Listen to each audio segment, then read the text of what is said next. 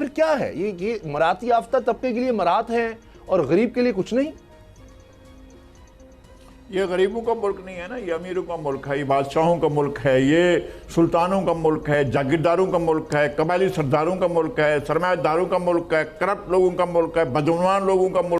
जय हिंद दोस्तों, मैं महेंद्र शर्मा स्वागत करता हूं वन वर्ल्ड हिंदी में आपका। उम्मीद करता हूं आप खुश और स्वस्थ है। दोस्तों आइए दिखाते हैं पाक मीडिया की कुछ लेटेस्ट डिबेट, क्योंकि अभी हाल ही में पाकिस्तान में दिन ब दिन एक नया बहरान पैदा हो रहा है, कभी पेट्रोल, कभी डीजल, तो कभी आटा तेल का। तो इसी बीच में कहीं न कहीं पाकिस्तान में आज एक बहुत ही हास्यास्पद वाक्य सामने आया, इसमें कि सिगरेट पे इन्होंने टैक्स कम किया है, जबकि आज के समय पाकिस्तान में इस बहरान में पाकिस्तान में जो आटे तेल के रेट बढ़ा के और आम आवाम की पहुंच से दूर कर दिया, इसमें सिगरेट के टैक्सों पे भारी छूट करने का क्या मतलब रहता है। तो कहीं ना कहीं आज इस पाकिस्तानी मीडिया ने भी जमकर क्लास लगाई है इस पाकिस्तानी हुकूमत की कि अब आने वाले समय में जितने 2-2.5 करोड़ अरब रुपए जो चाइना से हमें मिले थे वो भी खत्म हो चुके हैं और पता ही नहीं लगा कि कहाँ से कहाँ चले गए। तो कहीं ना कहीं आज पाकिस्तान की करप्ट पॉलिटिशियन की वजह से आज पाकिस्तान में सिगरेटों की रेटों में भारी छूट और गंदम जैसे आटा तेल के रेटों में भारी भरकम रेट बढ़ाए जा रहे हैं। तो दोस्तों देखिए डिबेट और कमेंट में अपनी प्रतिक्रिया जरूर दें। लास्ट में आपसे रिक्वेस्ट करूंगा, चैनल पर नहीं है तो चैनल को सबसे पहले सब्सक्राइब करें, लाइक शेयर कमेंट जरूर करें। दोस्तों जय हिंद, वंदे मातरम, भारत माता की जय। दो अब ये खबर आई है और खबर भी उन लोगों की तरफ से है, ये उस सहाफ़ी ने खबर दी है कि जो इमरान खान साहब का नाक़िद है, और वो कह रहे हैं कि जनाब ये तो स्लैब ऐसे बना दी गई है सिगरेट इंडस्ट्री को अरबों रुपए का फ़ायदा पहुंचाने के लिए कि उसके स्लैब चेंज कर दिए गए हैं, यानी उनको टैक्स रिलीफ दे दिया गया है। सिगरेट पीने वाले को शायद इसका फ़ायदा उस तरह बराह रास्त नहीं होगा, लेकिन सिगरेट इंडस्ट्री को बहुत ज़्यादा होगा। और अब तहरीक इंसाफ इससे भी आगे कुछ कदम चली गई और उसकी तरफ से इल्ज़ाम लगाया जा रहा है कि मरियम औरंगज़ेब साहिबा के खामंद को ये फ़ायदा पहुँचाने के लिए किया जा रहा है। इसके साथ अगर हम ये देखें कि सरकारी मुलाजमिन की तनख्वाहों में इजाफा, अच्छा ये और जितना बड़ा ग्रेड है उतना इजाफा, अरकान पार्लियामेंट की मरात में इजाफा हो रहा है, तो लगारी सब ये सब फिर क्या है? ये मराती याफ्ता तबके के लिए मरात है और गरीब के लिए कुछ नहीं। ये गरीबों का मुल्क नहीं है ना, ये अमीरों का मुल्क है, ये बादशाहों का मुल्क है, ये सुल्तानों का मुल्क है, जागीरदारों का मुल्क है, कबायली सरदारों का मुल्क है, सरमायादारों का मुल्क है, करप्ट लोगों का मुल्क है, बदनवान लोगों का मुल्क है। वो इसको चला रहे हैं। आम आदमी, गरीब आदमी जिसके बस में कुछ भी नहीं है, वो बेबस होकर बैठा हुआ है और उसको कोई भी पूछने वाला नहीं है। मरियम औरंगजेब अगर इसकी वजाहत नहीं करती हैं और हुकूमत अगर इसकी वजाहत नहीं करती है तो हम ये समझते हैं कि ये उसमें मुलविस हैं। और अगर सिगरेट की इंडस्ट्री के लिए टैक्स छूट दी जा रही है तो ये पाकिस्तान के साथ, पाकिस्तान के शहरियों के साथ, आम आदमी के खिलाफ ये संगीन जुर्म है। और वो लोगों को बीमार करने के लिए, और कुछ भी हो, ये लोग बीमार होते हैं या नहीं होते हैं, सिगरेट जो भी पीते हैं, मैंने सिगरेट पी है और मेरे 25 साल से ज़्यादा हो गए हैं कि मैंने सिगरेट छोड़ दी है।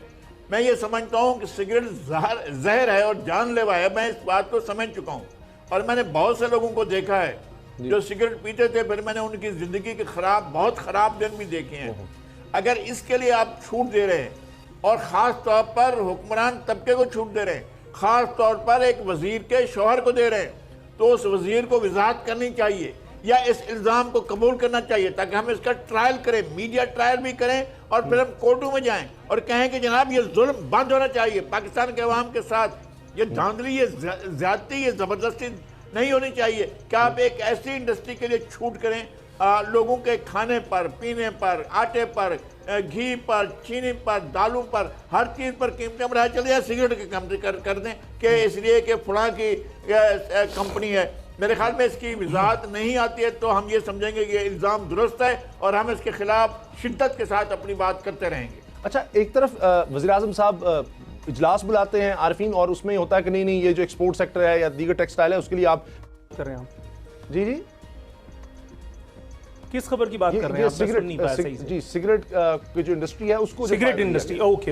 हाँ जी। अच्छा, अब दूसरी तरफ एक तरफ बेटा कहते हैं जी हम 100 यूनिट इस्तेमाल करने वाले को मुफ्त देंगे बिजली, और दूसरी तरफ वालिद साहब ने फैसला सुना दिया, वो तो करेंगे है, ये तो हो गया है कि 7 रुपए 90 पैसे इजाफा हो गया है, 3 रुपए 3.5 रुपए अभी से, फिर अगले महीने दोबारा 3.5 रुपए, और तीसरे माह जाकर फिर आपको 90 पैसे, तो कुल 8 रुपए तकरीबन ये इजाफा, ये फैसला कर लिया है, दस्तखत हो गए हैं, नोटिफिकेशन हो गया।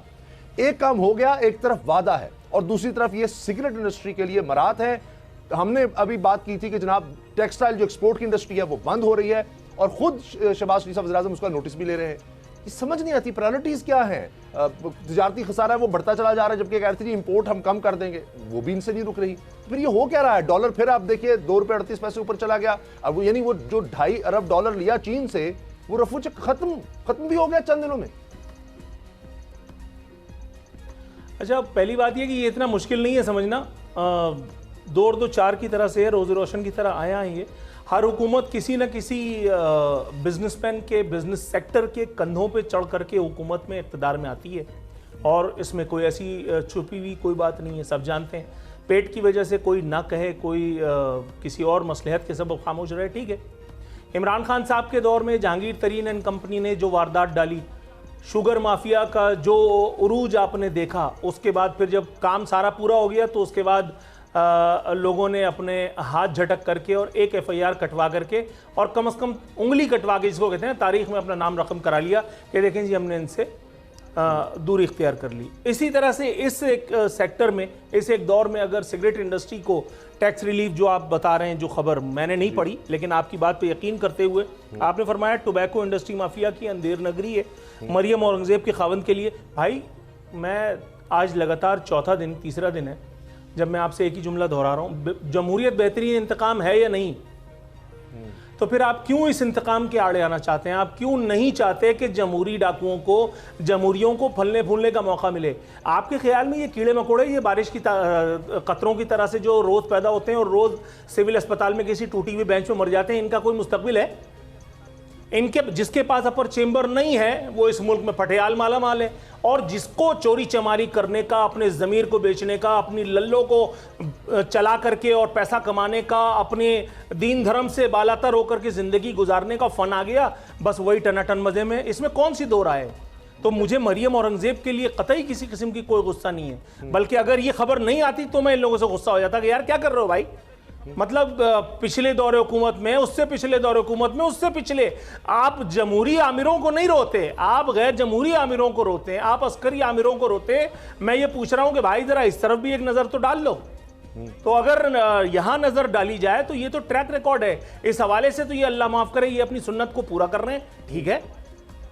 लेकिन अब लगारी साहब, आरिफीन की बात अपनी जगह जी, जमहूरियत है, ये सब है, लेकिन फिर लोग इसको रोकें कैसे?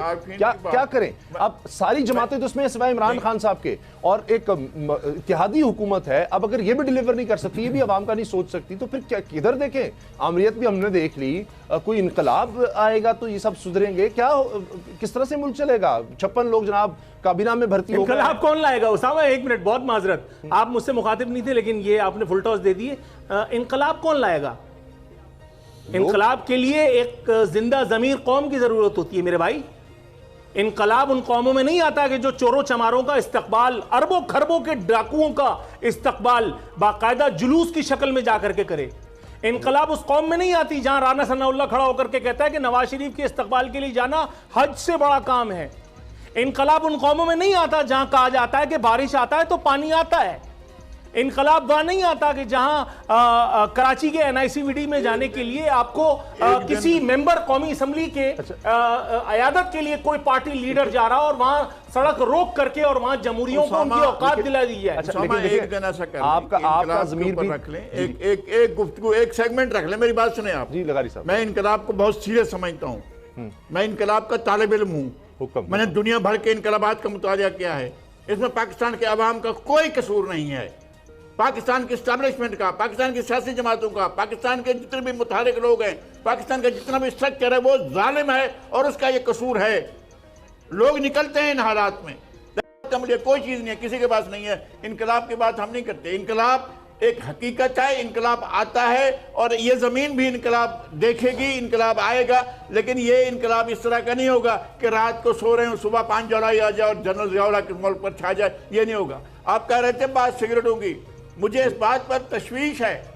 मैं गांव गया था तो मैं परेशान हो गया था। जहाँ खेत होते थे गंदम के, जहाँ कपास उगती थी, जहाँ पर चावल होते थे, जहाँ पर ये सारी चीजें होती थी, वहां पर हमारे गांव में तंबाकू, मैंने जहां जहां देखा उस पूरे इलाके में तंबाकू उगा हुआ है। ये तंबाकू आखिर कहाँ जा रहा है, किस लिए हो रहा है? वो पूरे इलाके में एक प्रोटेक्टिव जो जिससे फायदा होता है जिस फसल से, वो ये एक तंबाकू की फसल है। गंदम में नुकसान, चावल में नुकसान, जो भी फसल काश्त करते हैं नुकसान। एक एक एकड़ पर लोगों को 5-5 हज़ार रुपए का नुकसान होता है। क्यों काश्त करेंगे?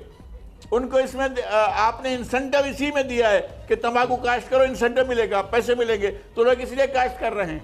ये तकलीफ दे सूरत हाल है, मगर ये हुक्मरानों की पैदा की हुई है, ये अवाम की पैदा की हुई नहीं है।